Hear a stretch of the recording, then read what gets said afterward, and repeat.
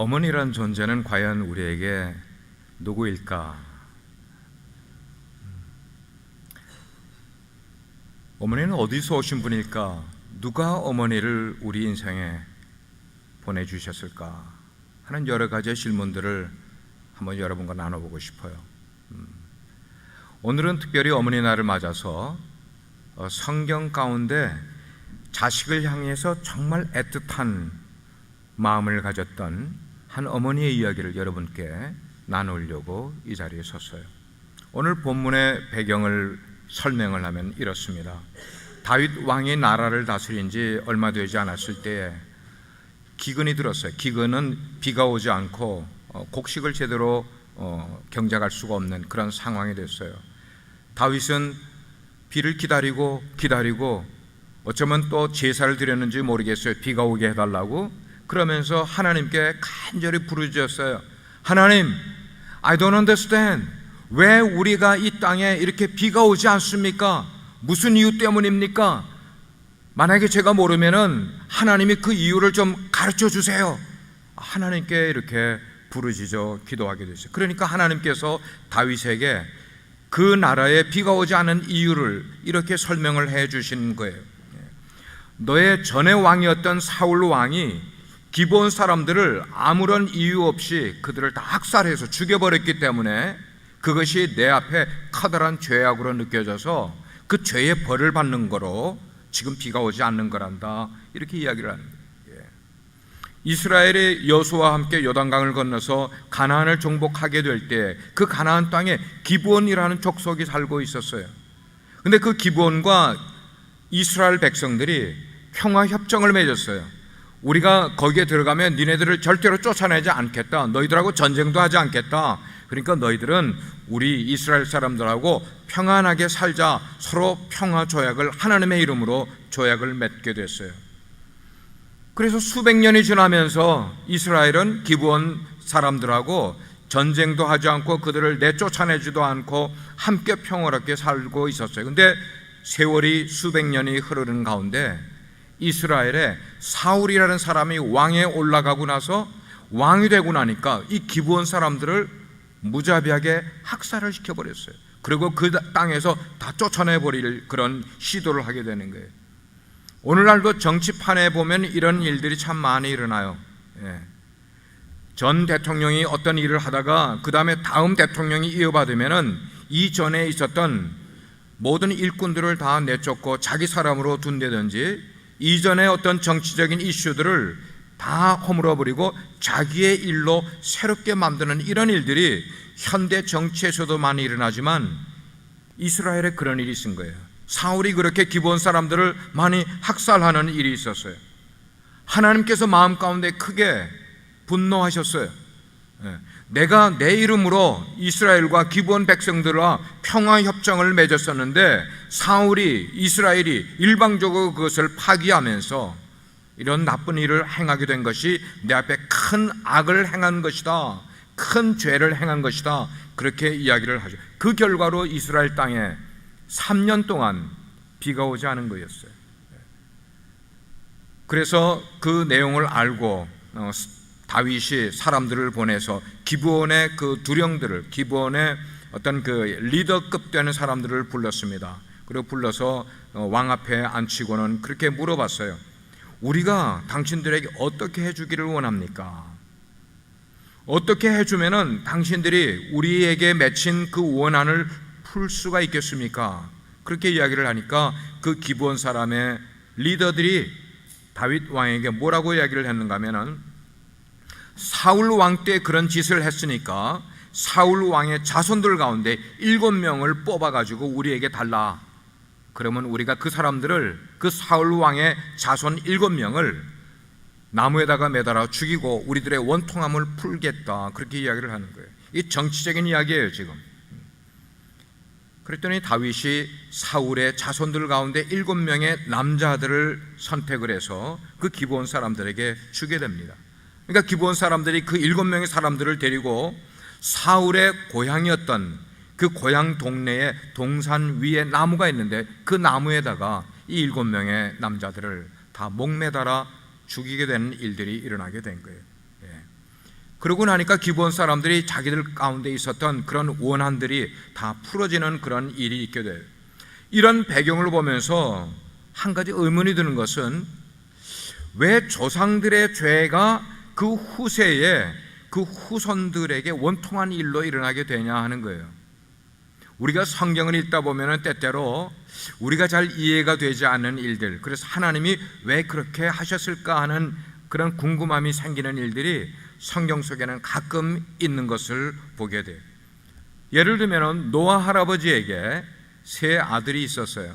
여러분 그 아들들이 누군지 유년줄 학생들 알죠? 셈, 함, 야벳, 이렇게 세 아들들이 있었는데 하루는 포도원에서 포도를 수확을 해서 포도주를 담궈서 이 노아 할아버지가 포도주를 많이 마셨어요. 술에 취하니까 제정신이 아니라 그래서 옷을 다 뻘거벗고 부끄러운 줄도 모르고 대낮에 집에서 이렇게 벌렁 누워서 잠을 자고 있었어요.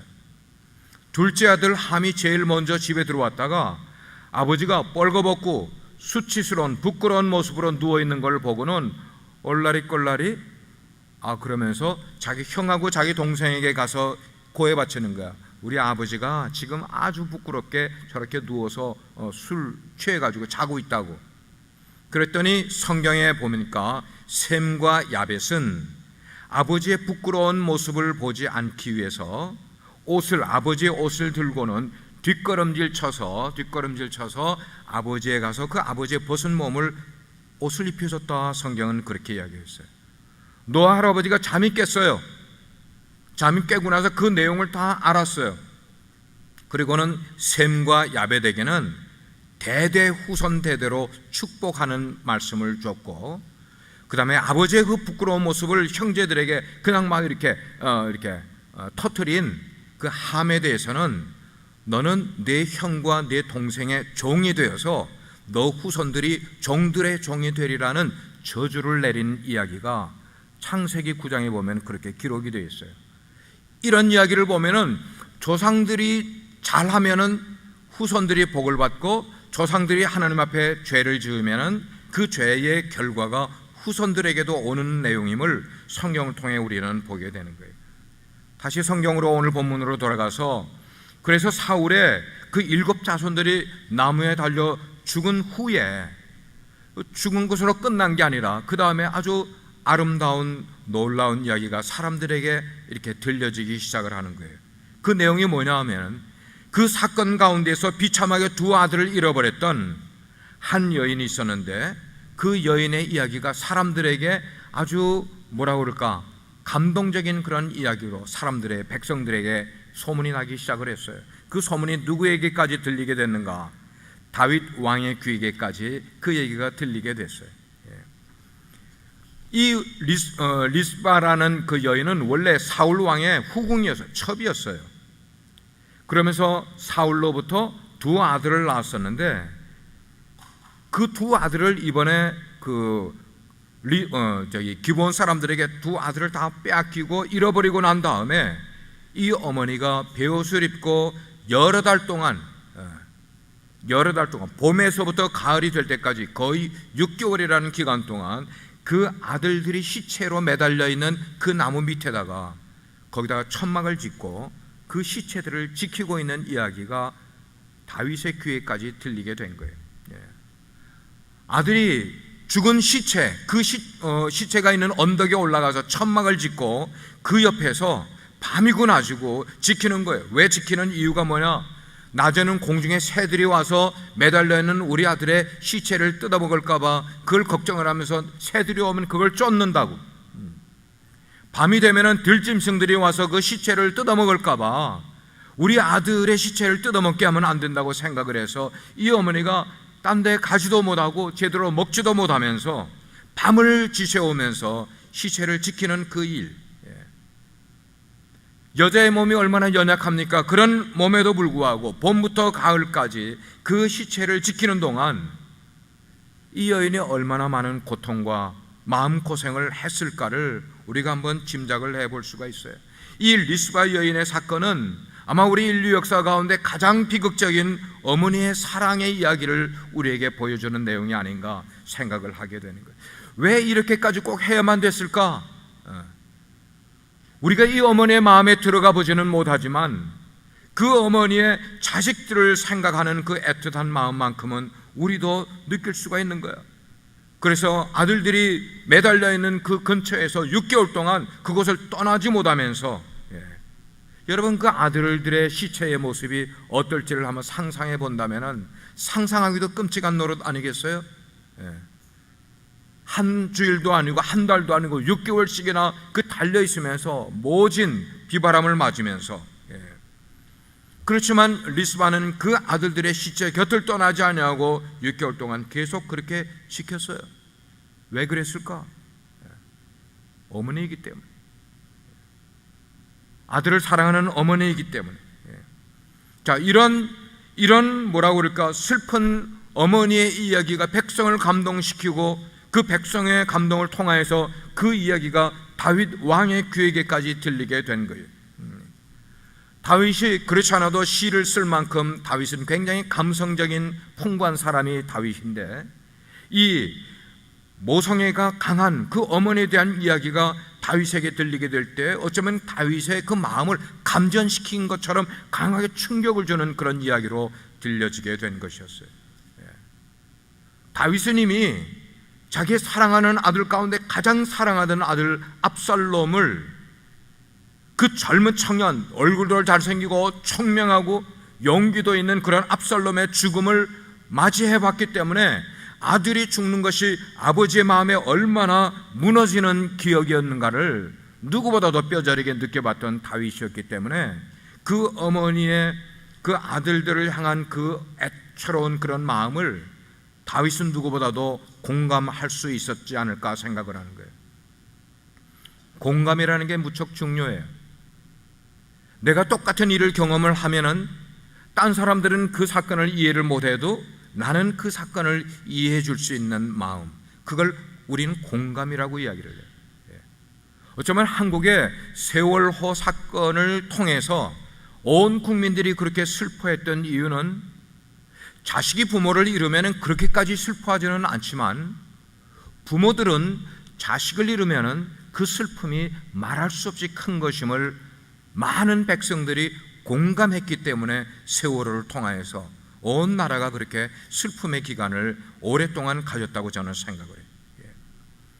다윗이 궁을 거닐면서 생각을 하는 거예요. 이 리스바라는 여인의 아픈 마음을 내가 왕으로서 어떻게 하면 좀 어루만져 줄 수 있을까? 내가 그 여인의 마음을 위해서 해줄 수 있는 게 무엇일까를 궁을 거닐면서 다윗은 생각했을 거예요. 다윗은 감성이 풍부한 사람이었어요. 계속 생각을 했어요. 결국 다윗이 결론 내린 것은 나무에 매달려 죽은 그 리스바의 두 아들뿐만 아니고 사울의 다른 5 그 자녀들의 그 시체까지도 다 내려서 그들을 위해서 성대한 장례식을 치러줌으로 그 여인의 묻은 그 마음속에 있는 한을 풀어주는 일을 다윗이 하게 되는 거예요. 어머니의 애틋한 마음이 결국 아들들의 죽음을 헛되지 않게 만들어주고 그들이 잃어버렸던 명예를 다시 회복시켜주는 놀라운 일들로 만들어가게 된 거예요. 여러분, 이 이야기는 두 아들을 향한 어머니의 사랑의 이야기였어요. 우리가 읽을 때는 굉장히 비참한 내용으로 읽었지만 그 비참함 이면에는 어머니의 아들들을 향한 애틋한 마음이 얼마나 짙은가. 어머니가 아니고서 과연 누가 이런 일들을 이렇게 할 수 있겠단 말이에요. 그래서 세상에 가장 아름다운 것을 찾으라면 그것은 어머니의 마음이라고 저는 생각을 해요. 어머니의 사랑은 하나님의 사랑에 가장 가깝고 하나님의 사랑을 가장 닮은 것이 어머니의 사랑이라고 생각하는 거예요. 어떨까? 왜 그럴까? 어떤 사람이 그걸 그렇게 표현을 했어요. 하나님께서는 하나님 속에 있는 그 사랑을 우리 인간의 마음 가운데 누구에게 이거를 전해줄까 생각을 하다가 어머니의 마음 속에 하나님의 사랑을 넣어줬다고 표현한 사람도 있어요. 우리가 약할 때 하나님이 먼저 우리를 사랑해 주셨어요. 우리가 죄인 되었을 때에 우리의 죄인됨을 하나님께서 먼저 사랑해 주셨어요.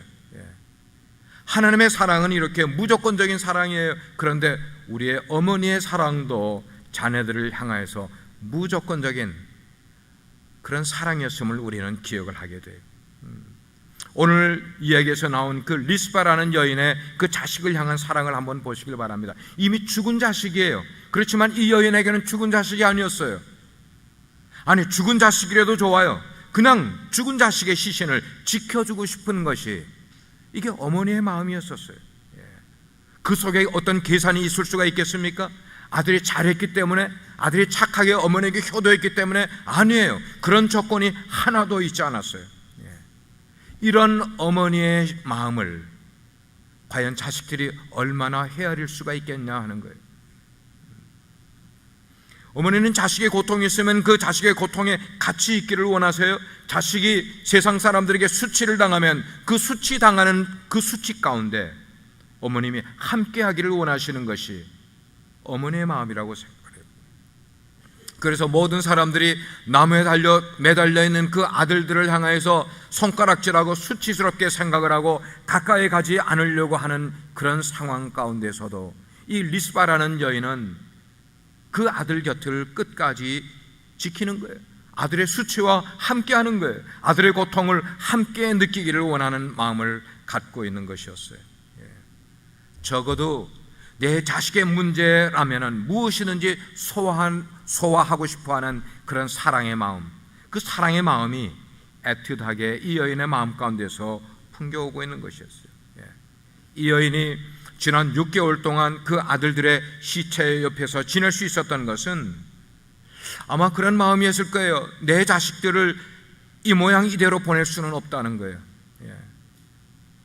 자식들이 잃어버린 그 명예를 그냥 묻어둔 채로 그냥 지낼 수는 없다는 거, 어떻게 하든지 이 잃어버린 명예를 회복시켜줘야만 된다는 그런 마음, 결국 그런 사랑 때문에 다윗 왕으로 하여금 결국은 성대한 장례식을 치르게 만들어주는 놀라운 일들, 그리고 그 가문이 잃어버렸던 명예를 다시 회복시키는 놀라운 일들을 갖게 된 것을 보게 돼요.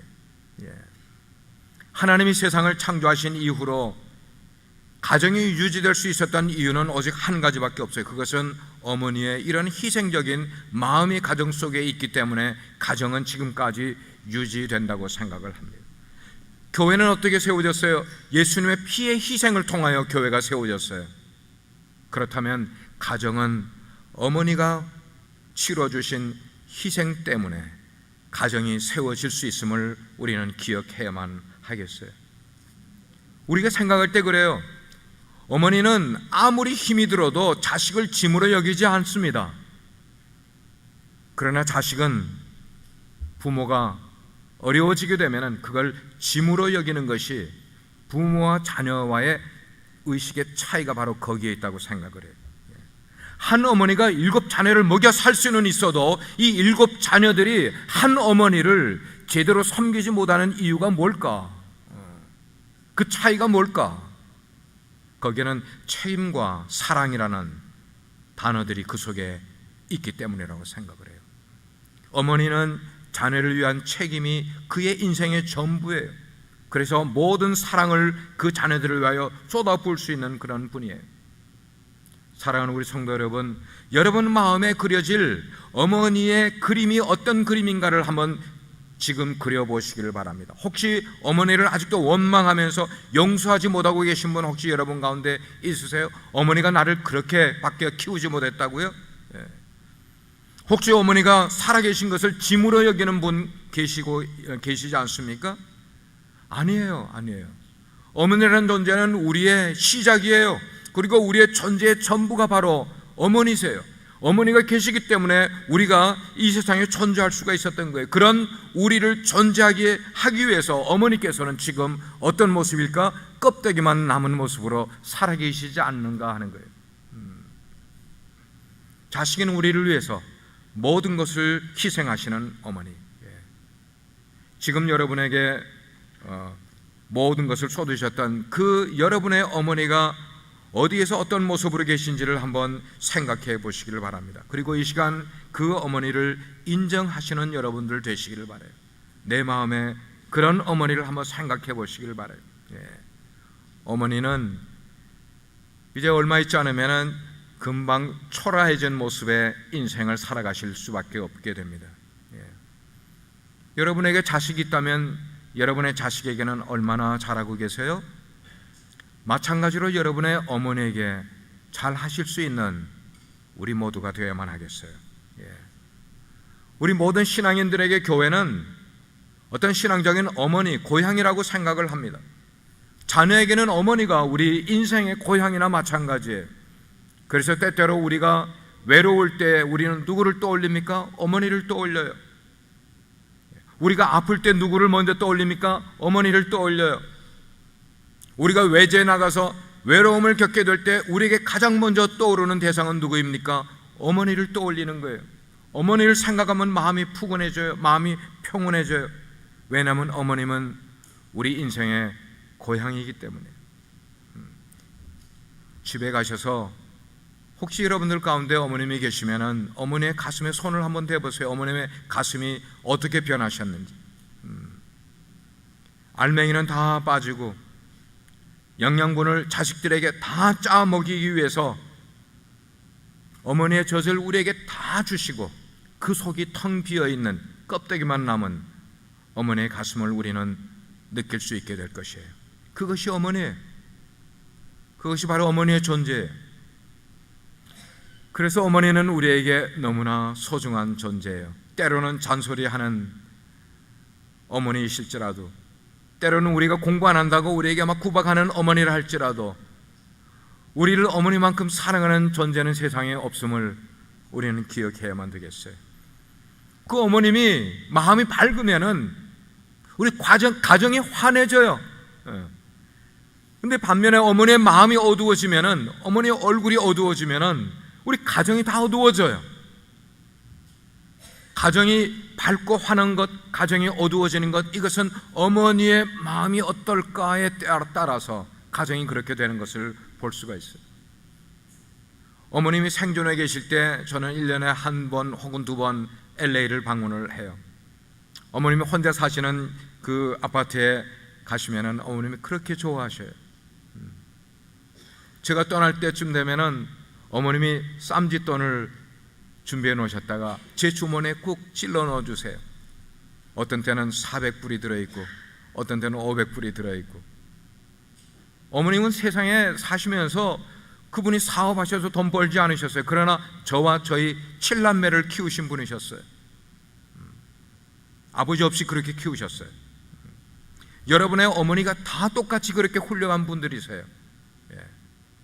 그 어머님을 생각을 하면서 오늘 어머니 주일을 맞이하면서 하나님의 사랑을 닮은 어머니를 다시 한번 생각을 해보고, 그리고 여러분의 어머니에게 더 어머니를 기쁘게 해드리는, 만약에 어머니가 이미 생존하지 않으신 분이시라면 우리 교회에 어머님 계신 분들이 얼마나 많은지 몰라요. 그 분들을 기쁘게 해드리는 삶을 사는 것이 우리의 모습이라고 생각해요.